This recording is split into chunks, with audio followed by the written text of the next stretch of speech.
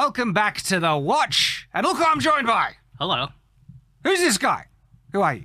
My name is Kramer. I'm That's it. That's it. His name is Kramer.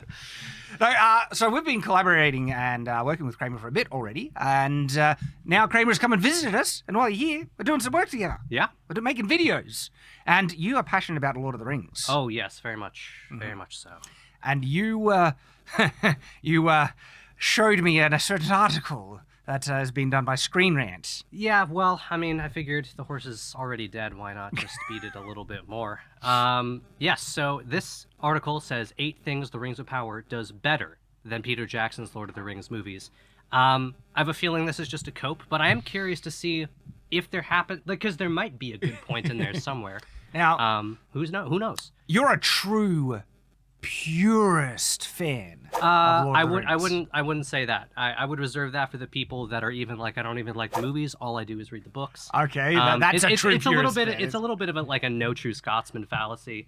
I think I really like the Lord of the Rings. I really like Peter Jackson's adaptation. I like the Ralph Bakshi adaptations, and the Rankin Bass cartoons. Have you seen those? Oh, I've seen the old animation of like Lord of the Rings. Yeah. Yeah. So I really like the Lord of the Rings. I'm very passionate about the story, and the Rings of Power changed that. They messed with the lore, and that's why I care about it so much. So you didn't even watch Rings of Power because you were that like. I joke that literally the only way I will do it is if you force me to, so that we can do more reviews on it. But otherwise, there's no reason to get all upset by watching it. Well, I probably wouldn't have watched it if I wasn't reviewing it. There's so many things that I would not give a stuff about if I wasn't reviewing. But that's the job of an honest reviewer, because you guys want to know about if it's how bad it is. But also, I think reviewing holds a good tool.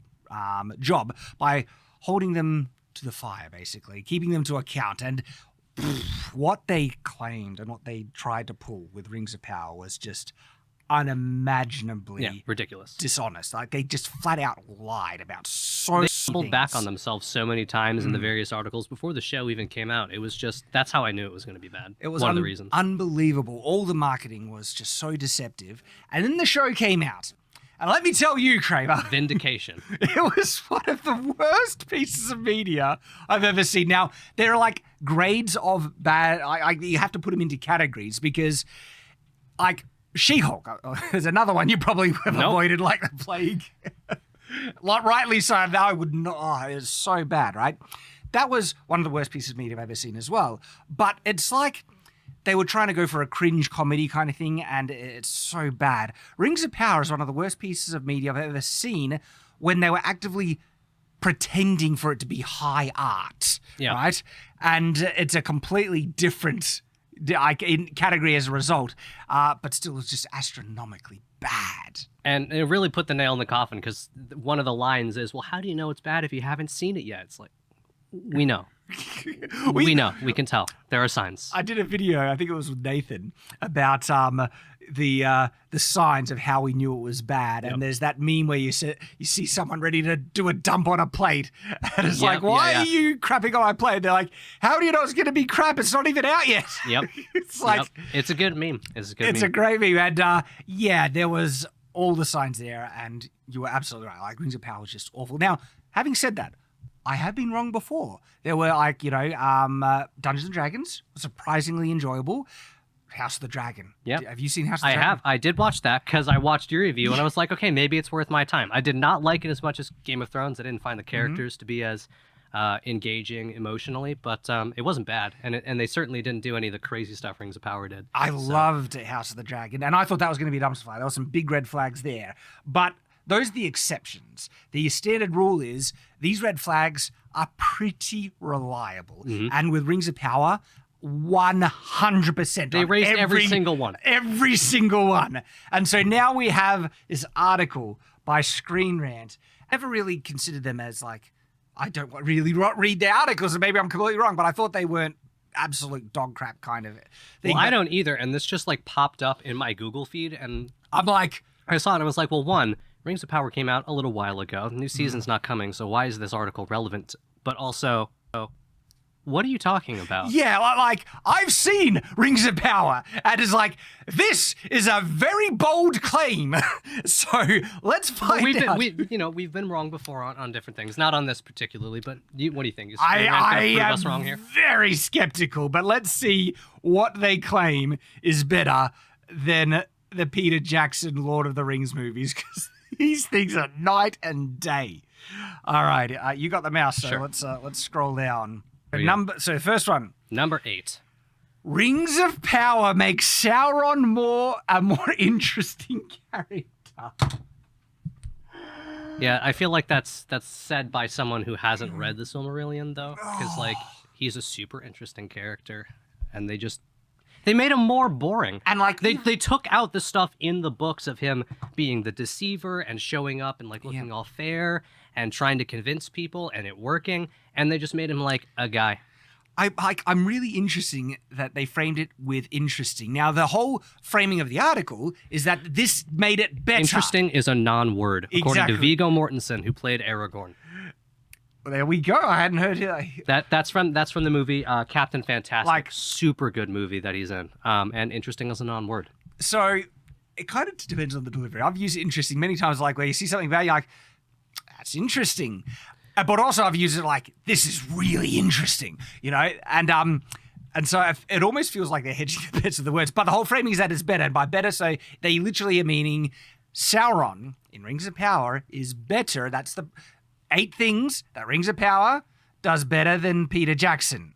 And so the interesting aspect of Sauron in Rings of Power is an improvement, right? Yeah, well, I mean, it's also not really a fair comparison because Sauron's not really a main character in The Lord of the Rings. He's just this force that you feel. And they clearly do not understand that more information and detail doesn't mean it's more interesting. Doesn't mean it's better or interesting. Sometimes leaving stuff open to your imagination is better. Like, have you ever seen a horror film? The second you see the monster, it's like no longer there you go. Sometimes having the mystery makes it more intriguing and interesting than knowing more about it.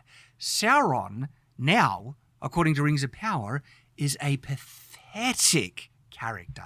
You don't know the story. Oh. Well, I watched reviews. I know the basic plot points, I think, but he's essentially a simp. He's a simp, yeah. And like his plan, his overall plan was just like nonsense. He's just like an autistic incel that like wants to be paid attention to. Where he was like leading all the orcs to Mordor by branding maps on dead enemies, because that's a great plan to let everyone know. And orcs, not generally considered smarter than, elves and other people, but they could see that and figure out where to go. And Galadriel, who had been looked at it for hundreds or thousands of years. It's just so telling to me that for adapting a story, right, written by a guy who's incredibly intelligent, his basis was in language. He started writing languages before he ever wrote the stories, and the way that they decided to get across information between Sauron and the orcs is a literal picture. A picture. It's just like he's literally communicating with memes.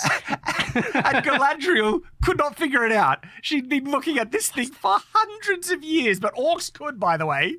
It was clear enough for orcs to know exactly where to go, but Galadriel... Have you noticed... Okay, we're getting really off topic, but like, why not? Have you noticed that there's like a thing with bad iterations of stories and having them center around like maps? Because Rise of Skywalker did like the same thing, and it was also just like a dumb, like, how do we get where we're going? They're all written like bad D&D campaigns. And to me, one of the funniest things about this, I could bet, I really believe the creators who did this, like the showrunners and whoever made up, they thought this was super clever. Well, they were like, this is brilliant. You don't know what you don't know, and if this is their first time doing something in this genre, and they're looking at it from the outside, it's not excusable, but it's understandable that they would think, oh, I get it, when they don't, because they haven't like lived it for years. Like they weren't bullied in high school for playing D&D, you know? It makes them look really dumb. I mean, they never bothered to get an outside perspective on... Or they did, but they didn't ask the right people, or... And then... Any number of things could have happened. The information of what it was literally in a letter by, like, some, spy who sent it to Numenor. They had it for hundreds, if not thousands of years, and no one bothered to read it. I still can't get over how dumb the plot is. The plot, I mean, it's a mixed bag. I mean, the Silmarillion's very long. It's debatable whether or not there's a plot, but to add this like B plot of like, oh, there's espionage. It's like the book is interesting. You just have to be interested in it in order to understand that and want to engage with it. And they tried to simplify it, but we should actually get to this point because Sauron's ultimate plan, right? Like, let's get back to it. It is just so dumb, and this is causing me to dredge up. Oh, the memory. Yes, his plan was to get found in the middle of the ocean and then be transported and then have someone that hates him round up some orcs so they can dig a tunnel so that they can flood the tunnel so that the flooded tunnel will make Mount Doom. But technically that wasn't his plan. That was like the other elf guy's plan. Sauron. So really lucky then. Sauron basically had given up on his dark lordingness, right? But then he still wants to make the rings, and is literally just trying to go after Galadriel, right? He's actually trying to basically hook up with her, and it's Galadriel that makes him evil. Like, he is such a pathetic character in this, and they think that's an improvement. Like, he has no... It was a mistake to make Sauron a main character of a story anyway. I agree with this. Like, Sauron was far more mysterious as this unknown. It would have been way better to evil. have him look like he does in the books, like really ethereal and elven, and he just shows up and people are like, "Is that? I think this guy's Sauron." Well, exactly. And then the audience figures it out. Is it Anatar? Anatar, that he that's his appearance. So they should have absolutely done the Anatar thing, but that doesn't even really reveal who he really is because and if you just see him for a couple scenes, he's talking to some people, and like the people who've read the book will know, oh, that's Anatar, and then the other people don't get it. There's a surprise. There's a twist in the book. But instead, they decided to make him. Basically, they really wanted to humanize him, make him understandable. They literally humanized him. They made him into a human. And then it is actually Galadriel's fault for him becoming evil again. She is the one. It's just like, I would say you couldn't write it, but they did. So, and that's got more information. Doesn't make it more interesting, and it does not make it better. The idea that the Dark Lord was nothing but a giant flaming eye was an invention of Jackson's movies and in no way reflected the canon character. That's not true. It is an interpretation. It's an adaptation, but he is called an eye in the books. It's up to interpretation whether it's a physical flaming eye, but he's called an eye or the eye that watches. Yeah. Then it says, then Tolkien's various notes and unfinished stories collected and posthumously published by as the Silmarillion and other books provided even further details about Sauron, including his multiple plans, forms, and general personality. Prime Video's The Rings of Power really works in that it brings these aspects to the screen. What do you mean by these? It brings aspects to the screen. But it's not any of the things from the Silmarillion. But that's just full on bullcrap. These aspects. It literally says Halbrand may be an invention of the series, but he better reflects who Sauron was. So they're literally saying even though Halbrand is not who Sauron is, he better reflects who Sauron is than Sauron. Than the Sauron in Lord of the Rings, the Jackson trilogy. You have to be really purposefully blind in order to ignore the points where he's called the Eye. All right, next. All right. Number 7. Peter Jackson's Lord of the Rings changed Elrond. It did. A little bit. It's been too long since I read the books for me to really pick that out. But not that much. Rings of Power changed it more, and that's what I originally read that as. I read that as the Rings of Power changed Elrond, and that's why I was like, well, that's true. But Peter Jackson was fine. What do they say? Elrond is among the more critical characters in Lord of the Rings lore, and though Jackson's film communicated this to a point, their version of the elf was nothing like Tolkien described. I've been too long since I read the books, but I don't. Nothing. Like? They're just like making a statement and then hoping. They're assuming that most people who are reading this article probably haven't read the books and you're just gonna go, oh, that's too bad. But I've read the books and I've seen the movies and there's not a problem. If you were gonna say eye color or they could have de-aged him a little bit more, sure, but he's not drastically different in the Peter Jackson movies by any stretch of the imagination. So they go on to just describe other things, but the takeaway is the last line here. The Rings of Power's version is more faithful to Tolkien's works, wise, kind, and enduringly good. Yeah, Peter Jackson's was that. Yeah, wise, kind, enduringly good. It's Elrond was a little bit on the fence. Okay, I get what they're saying here, but they've made this into the wrong point. Saying that Elrond is more aggressive and distrustful as a result of Arwen's plotline, and he ends up trying to like keep her to stay and go to the Grey Havens. And I get where they're going with that, but then that's not a point about Elrond. It's a point about Arwen's much bigger point in the movies, which is a different conversation to have. Rings of Power, Elrond was told, and I think he even gave an oath to not reveal the secret. Yeah, he of literally Mithril, lies. And then straight away reveals it basically like. Is it here? I can't tell you. He basically does, right? And then he full on backstabs the oath that he made. Yeah, and he's like spying on the dwarves when it's Moria, right? Yeah. He's like peeping at them, and he's just. And then he like flat out lies to is it Durin? I forget the dwarf's name. Yeah, Durin. Whereas like I'm not here just to try and get your help when literally That's why he he's is the there. only reason he. Why would I come? Why I can't just come visit my friend? But he's not. You're not doing it. Yeah. He's like he's actually a profoundly manipulative. They tried to make him into Littlefinger or something. Yeah, like Elrond in Rings of Power is a dog crap. Like carry goodness and everything. I think they latched onto the fact that I think he might be called a politician once somewhere in some manuscript, or he's described as that by someone who read a manuscript, and then they went, politician, perfect. Oh, this is forcing me to remember Rings of Power. I'm sorry. I'm sorry. All right, next. Yep, next. Number 6. Dwarves aren't just comic relief in Rings of Power. Do they really think Gimli is just comic relief? Like that's the implication. I see where they're coming I from. know with Gimli that. had they used him for comic relief, but Gimli He has very yes. He's got good emotional pull. It's not just like about his reaction. He's not a clown. Look at his reaction in Mines of Moria when he sees his dead kin and stuff, right? Yeah, is that just comic relief? No, it's not. It's not just comic relief. And I mean, I suppose one can make the argument that I would like more Gimli in Peter Jackson's things. By the way, because he's got a lot in the books. That Gimli's comic relief huge. in Lord of the Rings, Jackson Trilogy, is also good. It's needed, right? It added a bit of levity. And it wasn't out of place either for the story necessarily or for the character. It was just like making modern jokes because like we have to hit some sort of quota or something. But the rivalry between Gimli and Legolas, like that still only counts as one and stuff. Yeah, I mean, love I don't remember off the top of my head if that specific wordage is in the books, but they definitely have that relationship. Yeah, and you know what might have helped Rings of Power is have some comic relief with the dwarves, because. Although, if I remember correctly, when you did your review, you liked a lot of the way the dwarves were handled, right? I can't remember because I've tried to. I feel like a lot of people were like the dwarves are kind of the best part. Yeah, it's funny and funnily enough, Deezer wasn't awful, but then she becomes awful. She becomes like a power hungry mad woman and stuff. Did she have a beard or no? No.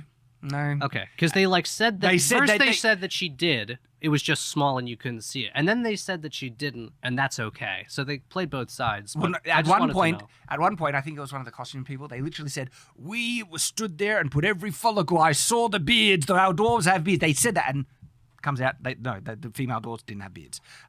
So they're lying through their teeth. All right, but let's see what they say here. One of the more significant crimes. Wow. Okay, so they're preloading the. They really are. They're poisoning the well. Was the reduction of Gimli's character to comic relief? This is bullcrap. It wasn't a reduction, and it wasn't. He's got more than that. And that's not his only role. There are other important beats that he plays in the story, and they're just trying to caricature the entire depiction of his character. Yeah, and there's other characters that have more jokes in the movies too than there are in the books, and. I don't know. Though the character had several great moments in the movies, so hang on, was he like his role reduced? They're trying to be like all the way to one side, and then they're bringing it back. But it's also in the middle. He was so silly that it was difficult to ever take him too seriously. Piss off.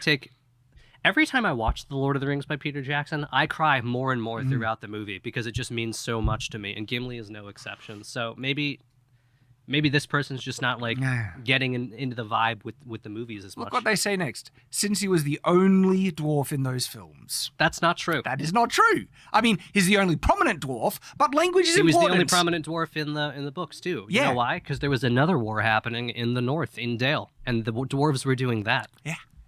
But he's not the only dwarf. No. Anyway, so only dwarf in the film, it was easy to assume that this ridiculousness applied to the race as a whole.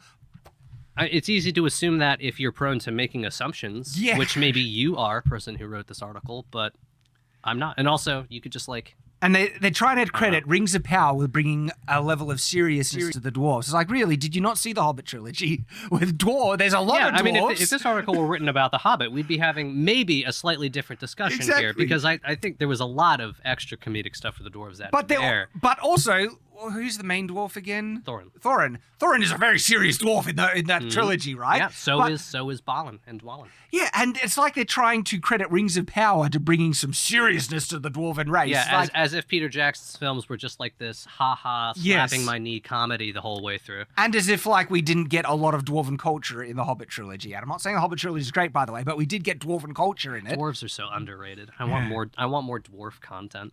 What I'm noticing about this article as we move on to number 5 is that they're making statements that aren't necessarily false. It's just that they don't apply. The orcs look fantastic. Are they saying they look better than Peter Jackson's orcs? No. Because there is something that stands out. Look, we can see it right now. What stands out to you about these orcs? They are pale. They're very pale. Do they they look better because of their? I mean, the prosthetics look fine. I don't think they look, they look not better or than worse, Lord of the Rings. They're on par. I really get vibes that they think they look better because the orcs are made to look like certain. They look like White Walkers. Oh well, I was gonna. I know what you're gonna say, and I agree. But maybe they were going for that. Maybe they weren't. There's even some like headgear that gives them more pointed kind of. Yeah. Hey, but at least there were women orcs. Yeah. Equal opportunity. That's so needed, right? Like, that was an intentional choice by the creators. And, like, I cannot think of any valid reason, like functional reason in the law that makes them, like, they should be really, really pale. Well, it's odd that in a previous point they would say, oh, well, Elrond is nothing like he's described in the books. And then I'm like, yes, and the orcs are described as being green or swarthy or dark or even black. Not as in terms of, like, the race, but literally, like, they're just called black. I mean... So you point out a really interesting inconsistency with their standards here. They perceive Elrond as more accurate in Rings of Power than Lord of the Rings, which we disagree. I think Elrond is an awful character in it, but that's their perspective, right?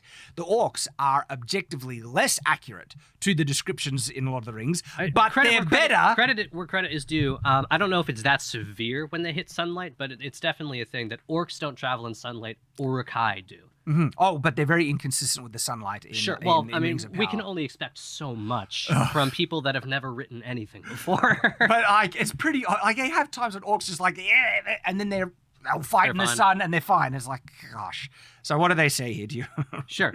It says, practical special effects have come a long way over the years, and this means that the orcs of the Rings of Power look far more believable than those seen in the Lord of the Rings movies. No. That is a hot take. No, not at all. It's objectively wrong. Like, the prosthetics look about equivalent, I would say. Which is a compliment. Yes. Because the prosthetics in The Lord of the Rings by Peter Jackson were so good. They were great, but they're saying this is uniquely better. So much better, it's worth pointing out as a specific... I want to finish reading this because I'm curious to see if they say something, and if they don't, then I'm going to say something. Right. The prosthetics used to make these beasts in the movies were stiff and barely movable, resulting in characters who looked entirely like actors in suits. I don't think that's true. I think their stiffness contributed to their inhuman nature. But not even necessarily stiffness. I think of the Minds of Moria. Their mouths there's that close-up of that goblin that goes like... They don't look like old Creatures effects from like the 80s or something. They've aged incredibly well. And really well. I'll keep going because I really want to know. Jackson's The Hobbit films only made this worse by depending too heavily on CGI. Prime Video's The Rings of Power has righted this wrong with some truly excellent prosthetic makeup that makes the orcs look like monsters worthy of Tolkien's imagination, despite the fact that Tolkien described them as looking completely different. So there's two things now. One, Peter Jackson didn't make the artistic decision to use CGI because he wanted to use CGI. He did it because they ran out of time and they hadn't decided on the prosthetic designs they wanted. They ran out of time and they had to shoot. And he went, fine, let's just do it in the computer. And that's why he did that. And the other thing I want to say is you wouldn't have a lot of the prosthetic stuff that we have for Rings of Power if Weta hadn't done all of the work and with the blood, sweat, and tears it took for them to create those movies. Yeah. So they're standing on the shoulders of giants and just like... Although I think Weta did some of the stuff for Rings of Power really, too. did they? So. And we're not saying it looks terrible. I think about equivalent it looks from as a good. layman's perspective.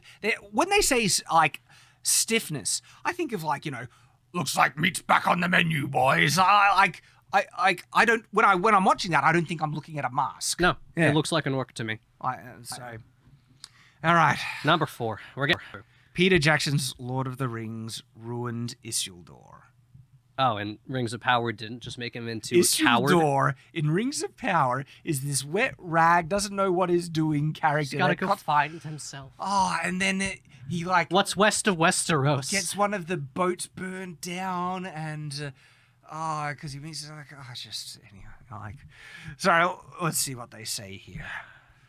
Isildur was never meant to be a villain, but that's not how the Lord of the Rings movies would tell it. Though he indeed claimed the one ring of his own.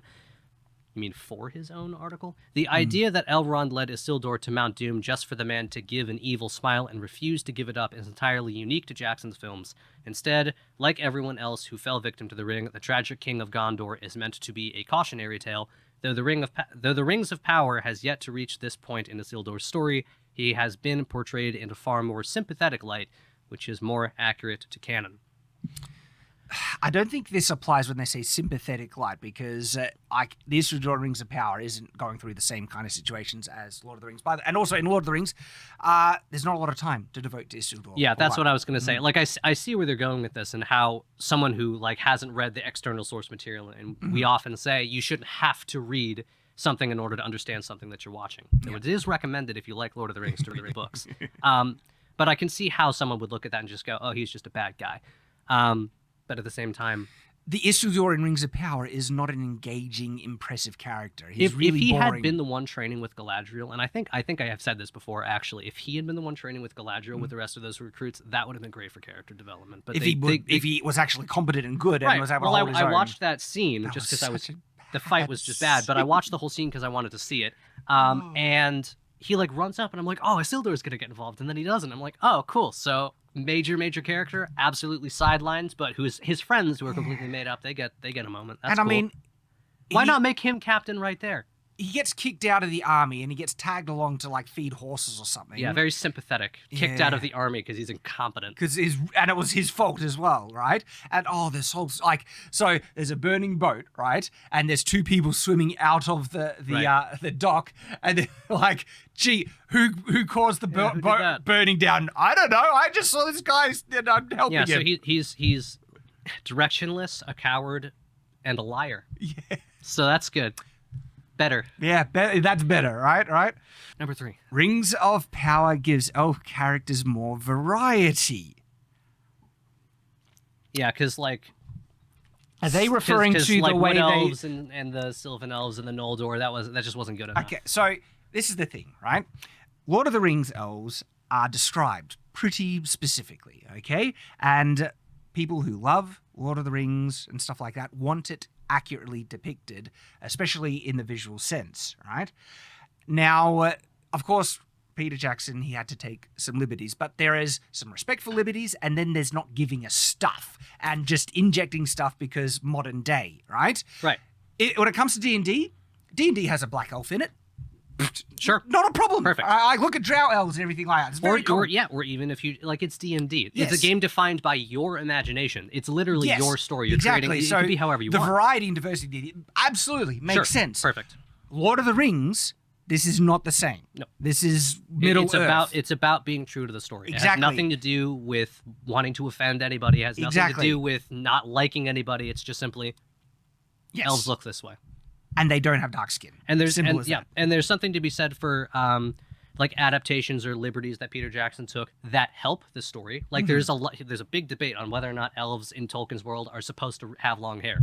It's a moot point because they look really good with it and it helps tell the story. So yes, they do. And if they want to be consistent with and respectful to the visual established kind of canon, even though they're trying to pretend that this is like you could watch this and the Peter Jackson trilogy together. They've said that, and they use that as like a defense. Of like, oh, we're trying to like be true to the Peter Jackson things too, so it all fits together. Then why aren't you trying to be consistent? And then they do completely random things. Exactly. Like not Viggo Mortensen. Hugo Weaving has a son that looks identical to him. Why didn't? Maybe they asked him to be Elrond. Maybe he wasn't interested. Maybe they didn't ask. But either way, I think it's a huge waste. Yeah, and so for me, the somewhat tubby elf and also elves with short hair, and yes, elves with and the old dark elf, skin. the middle-aged elf. Yeah, the old elf. Like they're supposed to be immortal. Celebrimbor is man.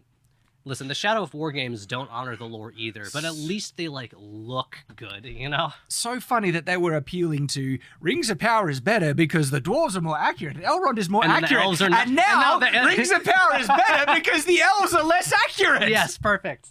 Good point. Do we even need to read what they say about this? Oh my gosh. It's so obviously not. It's nonsense. Characters like Celebrimbor and Fëanor were known to have significant faults, which often came down to pride and hubris. What does that sentence have to do with this? Hang on, go up to the headline. It says, elves characters more variety, and they show different visual variety. But then, are they actually talking about personality variety? Well, because it says here, Jackson's Lord of the Rings made elves too perfect. So maybe they're not talking about just their looks, but at the same time... Well, they have a picture here showing different looking elves to show that, that's what they're referring to. But now they're saying... In a film that is trying to depict elves, which in Tolkien's universe are blessed with grace, which are incredibly ethereal creatures. Like a human sees them and can't even like comprehend because they're so otherworldly. You have to make them flawless because otherwise they just look like people with pointy ears, which this article would also complain about if that's all they were. So did elves have character flaws? Yeah. Yeah, of course. That's a given. What, do you think they didn't have character flaws in the Jackson trilogy? Yeah, exactly. So I don't know what they're talking about. Like, a dwarf breathed so loudly we could have shot him in his sleep. It says ultimately this meant the personalities of the elvish characters, I guess they mean in Jackson's films, began to blur together. I guess if you weren't paying attention. I guess it's easy in the books, a lot of the names sound similar, but in the movie... I can't. These people have not even properly watched the Jackson trilogy, right? Far more, but they say far more in a relatable way. You realize that Anatar went to them and was like, "Would you like to make rings?" And they were like, "No."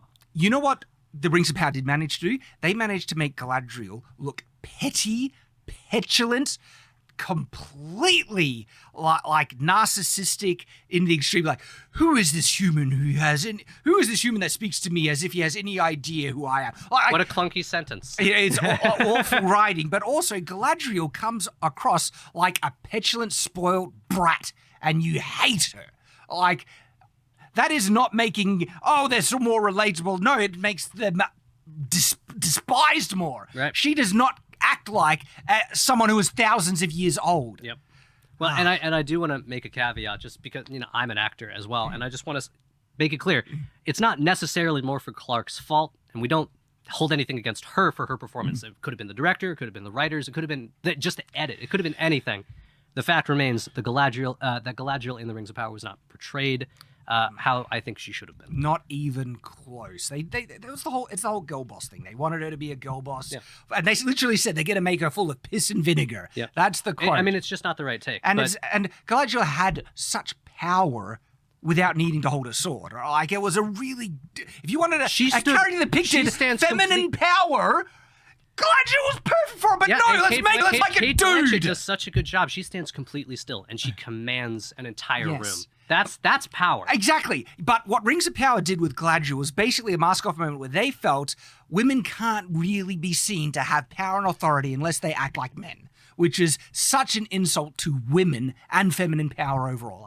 Really... They have different power, and at times it's insane power. Yes. It's just different. And if you try to switch them, it kind of looks a little weird. It makes them look like they feel like women can't really have power unless they act like men. That was their real opinion about it. So they made Galadriel try to act more like a man, and then they dissolve. Even Éowyn, both in the books and in Peter Jackson's films, she fights. Yeah. She's never confused. She never acts like a man. She's a shield maiden. Mm-hmm. They make that distinction very clear. Exactly. She literally says, "I am no man." I am. Yeah, she's literally. It's not only is she not saying that she is a man, but she doesn't act like one either. And they don't make her act like one when she's fighting. She is a woman who is fighting to protect what she loves. Yeah. And it reads well. She has feminine grace as well. Like even her bringing Aragon food, right? She's caring, she's nurturing. Exactly. And she's even if she can't cook well. That is an addition that Peter Jackson made. I thought it was funny. I liked it. But she has that protective instinct, and when all the women and children are going off, into the caves and everything like that, she doesn't want to be in a cage. She wants to try and great. They originally wanted to have her fighting orcs in the caves, right? Have you seen that? No, I didn't. There's footage of Miranda Otto fighting 3 or 4 orcs that break down into the caves of Helm's Deep, and they decided that wasn't the direction they wanted to go, and it was the right decision to cut that. And look, and we are not saying that there can't be women that act a bit more masculine and everything, or that they can't fight. Yeah, well, the thing is though, what they can depict in Lord of the Rings, the Jack Trilogy is perfect there. They can show strong women capable of fighting, and still embracing their femininity and being represented respectfully as women, where in the modern day so much Rings of Power is just an example, and we see it again and again, where it feels like the modern media has an issue against actual traditional femininity and womanhood. Yeah, well, there's examples of that more masculine side working too, and everyone being fine with it, which is Brienne of Tarth from Game of Thrones. Perfect. It just didn't work here. Brienne of Tarth, she actually has conflict about that with her femininity and her kind of identity as a woman. Yeah, she wants to be. She wants to be. Funnily enough, as a character who's a woman who wants to be seen as a woman still, that rings a bit true. Oddly enough, rings a bit true. All right, so should we keep moving on? Yeah, this one was painful. What they just said there. Number 2, we're almost done. Middle Earth is more diverse in Rings of Power. Lord of the Rings cast greatly lacked diversity. I mean, they cast a whole bunch. That just makes it better. They cast a whole bunch of New Zealanders. They employed pretty much every single person in New Zealand, but not good enough. I can't stand this. Right? Guys, it's diverse for the world of Tolkien. It has dwarves, it has elves, it has humans, it has hobbits, it has 3 different races of orcs. Yeah. Middle Earth is incredibly diverse. It's just not diverse like our Earth. Changing people's skin color does not improve anything. It makes them look different. To say that it does is racist. Yeah, guess what? And I'm saying that as someone who's not white. I'm offended when people do that, I love Asian cinema, Jackie Chan movies, martial art movies, everything like that. No one looks like me in those films. Diverse. It's not diverse. And changing it will not only will it not improve it, it'll make it worse, because this is a movie, a genre made to depict a certain culture and time period, right? Right. And a lot of it is based in ancient China with martial arts culture, all that stuff. Imagine if for Lord of the Rings we had, we'll just take let's take the dwarves for example, and you had some of them wearing armor like Gimli, and you had some of them wearing samurai armor, and you had some of them wearing Zulu armor, and you had some of them wearing spacesuits. It's diverse. It's more diverse by their logic. By being more diverse means better, right? No, it doesn't. It has to tell the story, and yes. the story of Middle Earth is that there are certain peoples in Middle Earth that have certain ethnicities. Those people, yes, they have certain ethnicities and backgrounds and descriptions, and you want to depict this world, not our world, not the real world. When I go to Lord of the Rings, I don't want to friggin' see the modern day. Right. I want to see a fantasy world that is different that I can escape into. There will people be like, oh well, Shad, they're wearing the costumes though. It's like. Okay, so we can't have that conversation, can we? We can't actually have a productive discussion because you just want it to be how the Rings of Power did it. The marketing behind Rings of Power, and this article is leading into it, is just so inherently racist. Like the actress Deezer was given talking points by clearly Amazon, but a lot of them were repeating this that it was so important that because they had a black dwarf, that now black children will be able to enjoy Lord of the Rings and more accessible to them. But by their logic, that's saying that they feel like people of different colored skins can't get into and identify. That's like that means saying I can't that because enjoy I'm not an elf, I can't identify with Legolas. They're literally trying to tell me that I should not be able to humanize and sympathize and identify with characters that do not look like me, because that's the standard they're trying to promote, right? Yeah. I can't get into Asian cinema. I can't get into black cinema. I can't enjoy any. They need to look like me according to their logic, which is so inherently racist. I can't believe. And I get what they're doing, which is like, I don't doubt that some people's hearts are in the right place of like, hey, we want to like employ people. We want to give people a voice. Sure, but there were so many stories and cultures that they could have told. Yes. With casting those actors. They could have talked about the Howard Dream. They could have talked about people that were even further east past Dale. They could have done that if they wanted to, but they didn't. They wanted to tell the story that was going to sell, and they wanted to be able to cast who they wanted. So they had the cake and ate and tried to eat it too, and it backfired. The Southlanders, or the people of the South, yeah. right? They kind of merge or squish them together with the people further south and everything like that. But if they wanted to, they could have actually They made could them develop darker all of skin. them. Yeah. Couldn't they have made them darker skin according to Lord of the Rings lore about that? Yep. But the thing is, though, they sided with the bad guys in the past. Right. Well, they're already fine making Halbrand a more sympathetic character. They're already fine with changing so much stuff. Why not have a story where some of the people that are in the South are in a country that sided with the bad guy and they didn't want to do that? That's a fascinating story. Having them be black or darker skinned, that's problematic. We can't have darker skinned people. It's a hero story. It's a hero story of a guy that's not going along with the rest of them. That's great. Yeah, that's great But content. what's baffling to me is that the Southlanders, they are trying to fight against the orcs in the thing. And so that said them joining the side of good. But because in the past they sided with the bad people, right? They could have actually, if they really wanted darker skinned people that were accurate to the law, they could have made the Southlanders people, even though it's a bit of a merger. I don't think the ones that were closer around. I think we're thinking of different people. We probably are. I'm thinking the Southrons are much further. Okay, much further south. And the Southlanders, I'm not even sure if that's. They kind of, I forget exactly Can what. Someone check that in the comments and say if Yeah. Southlanders are a thing that. know if Tolkien wrote that. I don't think it's called the Southlands, and because when you look at Middle Earth at this time, I think Mordor is different located, and the people that fought. So, like I said, it's a squishing, a merging of some of these cultures. But because they were merging them, I think they could have actually just called them that these were some of the. Or they could have made a different show. Exactly. Set somewhere else in Middle Earth. Well, there's that as well, right? And then and then you have like the whole Marvel cinematic thing where you have this character and you have this character from this show, and then like, everything sort of blends together. That's a huge story that you could have told, but you wanted to compress everything, including the timeline. I just find it really interesting because they had some lore justification. Maybe it's not the rock solid, but there was some justification to have darker skinned people in Rings of Power, yet. Well, because they joined the bad guys, even though they ended up fighting with the good guys, still that was just too problematic for them, right? It's a little bit like not having what's that character from Doctor Who in a wheelchair, and because they have the Southland people saying racial slurs to the elf, right? They call them knife ears, right? Yeah, they could have just not had that. They could have just had him not say that. But again, they don't like. Guess what? They people with dark skin can be good, bad. They can also be racist, and they're not. But that's they don't have can't do that. Also calling them knife ears, that's like such a Witcher move. It is. It has nothing to do with knife ears. Lord of the Rings. Was literally used in Dragon Age. Yeah, I mean, not to say that. I mean, like Tolkien in his books, like the characters from different races sometimes really don't like each other. There's and he racism. makes a point to say that they do better when they work well, which they're trying to use, but they didn't do it the same way. And then but they had an opportunity to make Tolkien wouldn't write something like knife ears unless like an orc was saying it. Probably, but it's just funny. They had an opportunity to make a group verse, but because they're so pathetically, politically correct, they won't dare do it. And which is a these shame. people which are is going a to be shame because it's more people they could have if they really cared about. And that. there is bigotry and racism in Lord of the Rings, and there's racism from humans against elves, and elves and dwarves. But we're gonna make the elf that it gets called racist slurs. We get to definitely make him black skin, right? And have the people calling him slurs pale skin when it actually could have more likely have been the opposite according to the law. Yeah, and they're also inserting something where it's like you have this I forget the gentleman's name, but you have this actor who is not white being called slurs in fantasy by white actors, and it's like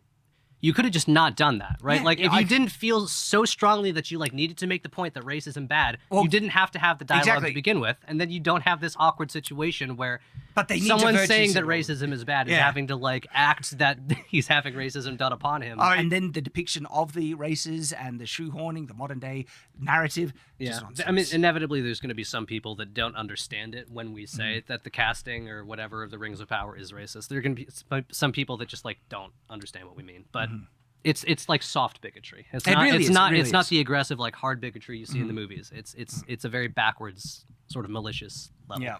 Number 1. Here we go. Rings of Power covers more Middle Earth stories at once. Are they really going to try and complement the psychopathic, vile, dirty, mud-grubbing half-foots? Okay, so the subtitle is Lord of the Rings was limited by its movie format. So if they had made way more movies, these friggin' psychopaths that leave people for dead, even if they just break, they're like spraying their foot. Let's see what they say. I want to know if they say that more just inherently is better by virtue of there being more content to engage with, or if they actually have a point. But like the Harfoots were one of the like worst parts of Rings of Power. Harfoots are a type of hobbit. It says that in the books. Yeah, and they're not a predecessor. They're not a prototype. They're a type of hobbit. So hobbits are here, which is not canon. All right. Tolkien described dozens of Middle-earth stories throughout his written works, all taking place at different points spanning thousands of years. The Rings of Power had the difficult task of bringing many of those to the screen at once. Well, that was like a self-imposed problem. They didn't have to do it that way. They could have chosen to just have more. Yes. And it has managed to find a great balance. How was the pacing? How was the pacing when you were watching it? Is that true? Some of it was really jarring, and you actually couldn't like. There's one moment where there's like a thing in the sky which unifies certain time period. Progress. Comet. But then it gets messed up as well, and like Galadriel, right? She seems to teleport across entire oceans at one point, and especially with when the Númenóreans leave Númenor and get to Middle Earth, and then like travel across in like the a mountain, and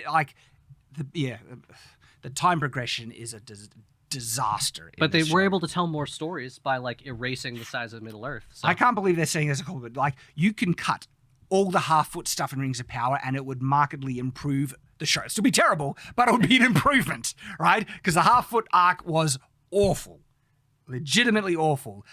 But their standard seems to be more just equals better. Yep, more content, more. I would like to consume. All right, they go on. This means compressing the timeline. I just said that. This means compressing the timeline and making assumptions about events that Tolkien didn't explicitly describe, like the adventures of the Harfoots during the Second Age. Wow, that sentence makes me depressed. Why does it make you depressed? There's so much in that sentence that's just wrong. I feel like Luke Skywalker. Wow, everything you just said is wrong. Can't believe I quoted that movie. How dare you? How dare you stand where he stood? So compressing the time, they're literally saying that they've done all of these very negative things that people hate that they did, but they're like, but it's good actually. It makes it better, which is common. We know we pissed you off. And then adding in things that Tolkien didn't explicitly describe. They just filled in the gaps with completely. They added stuff that he didn't even mention at all. No, better. It's not the same thing as going. I'll use the long hair for elves again. It's not the same thing as going. We don't know what the length of hair for the elves was. What would go best with the story we're trying to tell? What makes them look ethereal? What makes them look very elegant and long and close to nature? It's long hair. That's an assumption, but it's an assumption based on something. It's based on data. They're making assumptions. They literally are looking at a blank page. They're like at the back of the book and then going, Tolkien didn't fill this page. Yeah. I wonder what he meant to write. So what did Tolkien say about hobbits in this age? Nothing. They're not around. Nothing. There's maybe in Concerning Hobbits in the beginning of Fellowship of the Ring, they do say since the Wandering Days when they didn't record their history. That's it. About it. So if they didn't record their history, we shouldn't be saying it. It's not relevant. We don't need because nothing was written about it. There's no way to know what it was. So they added in and injected their own bullcrap story that they made up that's not even in the books at all. And so it's like, oh, so you were just speaking out of your rear end then, all right? And that's what they did with Rings of Power as well. Far from needing to compress things by just, the nature of adaptation, they made up their own crap and forced it in. So they're not actually interested in adapting something. No. They wanted to make their own version of it, right? Because they thought they could do better. They literally said that. Yeah. Can we tell the story Tolkien never wrote? Yeah. They said no. They will tell the story Tolkien never wrote. And to answer this article, 8 things that Rings of Power does better than Peter Jackson's films. Also, no. Not a single one. I disagree.